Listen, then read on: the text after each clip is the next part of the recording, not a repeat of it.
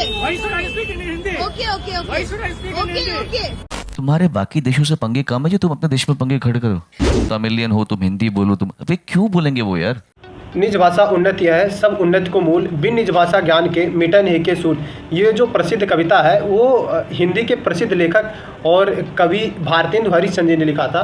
तो आज हम बात करेंगे हिंदी दिवस के अवसर पे हिंदी के बारे में और लिंग्विस्टिक डाइवर्सिटी के बारे में। अभी तक हिंदी को राष्ट्रभाषा के रूप में क्यों नहीं चुना गया, इसके क्या क्या नुकसान है और हिंदी की विशेषताओं के बारे में, हिंदी के इतिहास के बारे में। तो देखिए, लिंग्विस्टिक डाइवर्सिटी मतलब होता है भाषाई विभिन्नताएँ। यानी कि आपने ये भी कहावत सुना होगा कि कोस कोस पे बदले पानी, चार कोस पे बानी। यानी कि कोस कोस पे पानी बदलता है, चार कोस पे बानी बदलता है। इसका रियल लाइफ एग्जांपल आप देख सकते हैं। जैसे कि मैं यूपी में रहने वाला हूँ, तो जो यूपी ईस्ट का लैंग्वेज है और जो दिल्ली एनसीआर यानी यूपी वेस्ट का लैंग्वेज है, उनका बोलने का लहजा आप देख सकते हैं कि कितना अलग अलग टाइप में वो लोग हिंदी को ही बोलते हैं। तो आज हम बात करेंगे हिंदी के बारे में, उसकी विशेषताओं के बारे में और हिंदी को राष्ट्रभाषा के रूप में क्यों नहीं चुना गया। तो पहले बात कर लेते हैं हिंदी लैंग्वेज के बारे में, इसके इतिहास के बारे में। देखिए, जो हिंदी का उद्भव होता है वो माना जाता है कि जो विदेशी आए थे, यानी उत्तरी पश्चिम एरिया से आए थे, ईरानी आए थे, यानी कि तुर्क आए थे, जो वो सिंधु नदी को पार करके आए थे। तो ईरानी और फारसी भाषा में स और ध को है और द बना दिए, जिससे कि ये हिंदू हो गया। हिंदू को बाद में जो ई प्रत्यय लगा दिया गया, जिससे ये हिंदी हो गया। लेकिन कुछ जो हिंदी के कट्टरपंथी हैं वो इसको मानते हैं हिंदू मतलब होता है हीन और दू, यानी हनन करने वाला, दू मतलब दुष्टों का हनन करने वाला मतलब हिंदू। तो इस आधार पे माना गया हिंदी को। हिंदी को देखिए राष्ट्रभाषा के रूप में क्यों नहीं चुना गया, इसके बारे में बात कर लेता हूँ। तो देखिए, जब सबसे पहले जब देश आज़ाद हुआ था, तो जो स्टेट का रीऑर्गेनाइजेशन था उसके आधार पे कैसे क्या हुआ, तो सबसे पहले जो 565 से ज़्यादा देसी रियासत थे उनको ऑर्गेनाइजेशन करने के लिए सबसे पहले उनका कल्चर देखा गया, उनका हिस्ट्री देखा गया, उस आधार पर बनाया गया था। लेकिन इसका बहुत विरोध हुआ, बाद में इसको लैंग्वेज के आधार पर बांटा गया। तो सबसे पहले जो भाषा के आधार पर बांटा गया था वो 1953 में लिंग्विस्टिक डाइवर्सिटी के आधार पे सबसे पहले जो स्टेट ऑर्गेनाइज हुआ था वो आंध्र प्रदेश हुआ था। बाद में रीऑर्गेनाइजेशन एक्ट के तहत 1956 में 14 राज्य बने और 6 यूनियन टेरिटरी का निर्माण हुआ, जिससे यानी कि लैंग्वेज के आधार पे बने। बाद में स्टेट ऑफ बॉम्बे जो था वो पहले महाराष्ट्र और गुजरात एक था, लेकिन मराठी लैंग्वेज और गुजराती लैंग्वेज के आधार पे यानी कि महाराष्ट्र और गुजरात का निर्माण हुआ। इस टाइप में निर्माण हुआ। जब संविधान लिखा गया था तो उसके एक साल पहले यानी कि 14 सितंबर 1949 में हिंदी को राजभाषा के रूप में मान्यता मिली। और इंग्लिश को हटाने के लिए उन्होंने क्या बताया, वो उसमें 343 एक्ट के तहत वहाँ पे लिखा था कि हिंदी को जब तक राष्ट्रभाषा नहीं माना जा सकता, जब तक कि पूरी यानी कि जो राज्य है, स्टेट है, वो इसको अपने सहसहमति से हिंदी को अपनी राजभाषा नहीं मान लेते। तो देखिए, जो 15 साल के लिए इंग्लिश को एज ए अनिश्चित काल रखा गया सेकंड भाषा के आधार पे, ऐसा मैं इसलिए बोल रहा हूँ क्योंकि जो भारत आज़ाद हुआ था उसके तत्पश्चात जितने भी नियम कानून थे वो इंग्लिश में थे, तो तुरंत हटाना इम्पॉसिबल था। तो उन्होंने बोला कि 15 साल तक इसको रखते हैं और बाद में इसको हटा दिया जाएगा, हिंदी को मान्यता दे दी जाएगी। तो ऐसा ही हुआ, 15 साल तक था। लेकिन बाद में 15 साल बाद फिर से विरोध हुआ और मद्रास यानी डीएमके सरकार और पश्चिम बंगाल सरकार ने इसका विरोध किया। बाद में जब इसका विरोध हुआ तो हिंदी को इंग्लिश को अनिश्चित काल तक बढ़ा दिया गया, ये कहते हुए कि जब तक वो सहसमिति से नहीं बना लेते राजभाषा, तब तक ये हिंदी को राजभाषा ही माना जाएगा। अभी के टाइम में जो हिंदी है वो 57% से अधिक बोली जाने वाली भाषा है।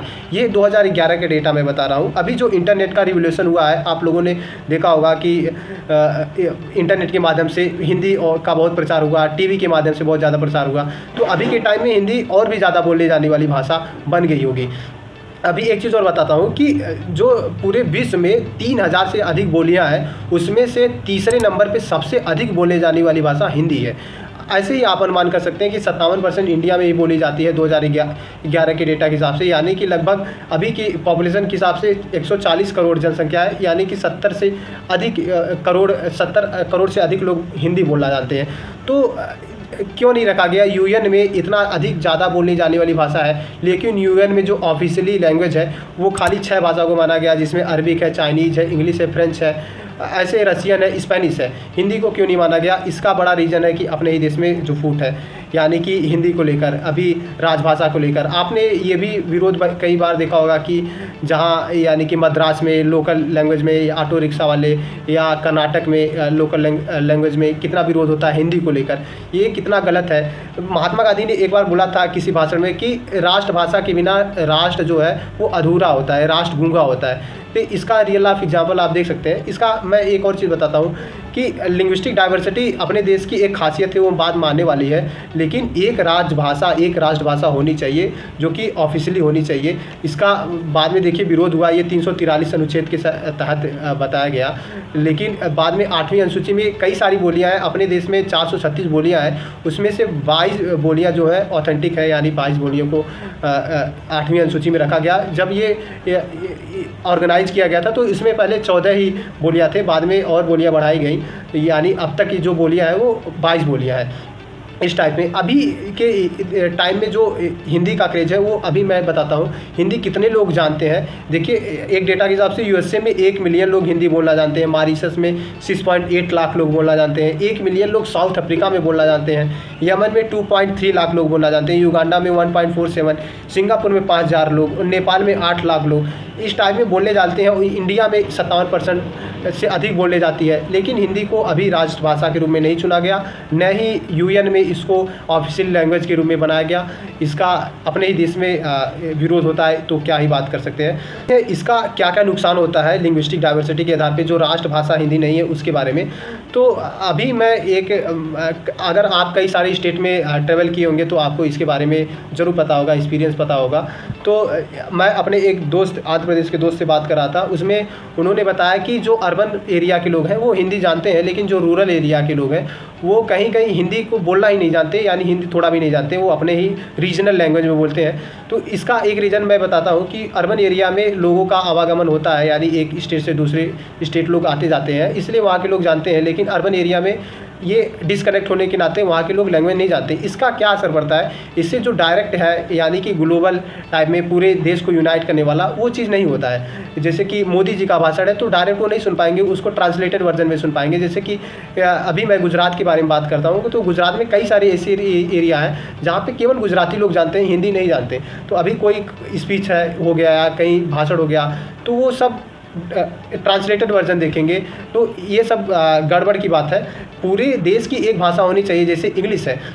अभी मैं अपना एग्जांपल बताता हूँ। एक लड़का था जो कि महाराष्ट्र कांस्टेबल की तैयारी करता था, वो मेरे से कुछ क्वेश्चन जीके का पूछ रहा था, तो वो मराठी में उसका लिखा था, जो लैंग्वेज था वो मराठी मुझको नहीं आती है, तो वो मराठी में लिखा था, तो मराठी को इंग्लिश में कन्वर्ट करके बता रहा था और मैं इंग्लिश का मतलब समझ के उसको इंग्लिश में जवाब दे रहा था। तो उस हिसाब से वो मॉक अपना लगा रहा था, मॉक टेस्ट। ये ऐसी स्थिति बनी हुई है। हिंदी को एज ए सेकंड सब्जेक्ट सभी राज्य में लागू करना चाहिए, ये मेरा मानना है, ताकि हिंदी को और बढ़ावा मिल सके। इंटरनेट के माध्यम में, इंटरटेनमेंट के माध्यम में हिंदी जो बढ़ रहा है वो तो बढ़ रहा है, लेकिन जब तक ऑफिशियल रूप में नहीं होगा तब तक हिंदी को बढ़ावा नहीं दिया जा सकता। जब अपने ही देश में राष्ट्रभाषा को नहीं माना जा सकता तब तक यूएन जैसे में अपनी लैंग्वेज को ऑथेंटिक करना ये कहाँ तक हो पाएगा। अभी मैं बात करता हूँ सभी देशों, जैसे चाइना हो गया, जापान हो गया, रसिया हो गया, फ्रांस हो गया, इनका जो लिटरेचर है, वहाँ का कानून है, वो सब इंग्लिश अपने ही लैंग्वेज में होता है। जैसे आप जर्मनी जाएंगे तो आपको जर्मन सीखना पड़ेगा, फ्रांस में जाएंगे तो फ्रेंच बोलना थोड़ा मोड़ा मैंडेटरी वहाँ पे रहता है। जापान में जितने भी लिटरेचर है, साइंस का सब्जेक्ट है, वो भी उसमें होता है।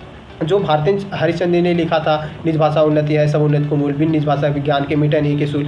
इसका मतलब ये होता है कि आपका जो भी डाउट है वो मातृभाषा में ही हो सकता है। इसका ये मतलब है, जैसे आप इंग्लिश को सब्जेक्ट में एज ए लाए हो, तो अभी आपने ये देखा होगा कि सारे लोग बोलते हैं जो रूरल एरिया के, गांव वाले के एरिया के लोग हैं, उनका मैथ्स अच्छा होता है, लॉजिकल रीजनिंग अच्छा होता है, मैथमेटिक्स या एप्टीट्यूड अच्छा होता है। इसलिए अच्छा होता है क्योंकि वहाँ पे लोकल लैंग्वेज में पढ़ाया जाता है, जिसे बच्चे अच्छे से समझ पाते हैं। और इंग्लिश में, जैसे कि मैं अपनी बात करूँ तो मैंने जो फिजिक्स पढ़ा था 12वीं में, वो चित्रा प्रकाशन और नगीन प्रकाशन के बुक से पढ़ा था। उसमें बहुत ही सरल भाषा में समझाया गया था, जिससे मुझे अच्छे से समझ में आता है। और अभी के टाइम में क्या होता है, फिजिक्स सब्जेक्ट जो होता है वो इंग्लिश में है, एनसीईआरटी पैटर्न टाइप में है, तो जो बच्चे हैं वो ट्रांसलेट करते हैं, ऐसे समझते हैं, तो उनका रुचि उतना नहीं रहता है। ये एक बड़ा रीज़न होता है कि भाषा मैंडेटरी होना चाहिए, इंग्लिश की जगह हिंदी भी मैंडेटरी होना चाहिए हर एक हिंदी क्षेत्रों में।